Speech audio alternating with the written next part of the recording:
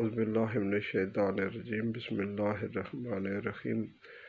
ومن جاہد فانما یجاہد لنفسہ ان اللہ لغنی عن العالمین۔ اللہ سبحانہ وتعالی سورہ عنکبوت میں فرماتے ہیں کہ جو شخص بھی مجاہدہ کرے گا، کوشش کرے گا، تو اس کی یہ کوشش اسی کے لیے فائدہ مند ہے، اور اللہ سبحانہ و تعالی تو ساری دنیا کی ساری چیزوں سے غنی ہے، بے نیاز ہے۔ اس لیے میرے پیاروں، رمضان المبارک کی ان ساعتوں میں انسان خوب کوشش کرے کہ اللہ کا قرب حاصل کرے اور وہ تمام اعمال بجا لائے جو اللہ کو راضی کرنے والے ہیں، اور ان تمام اعمال سے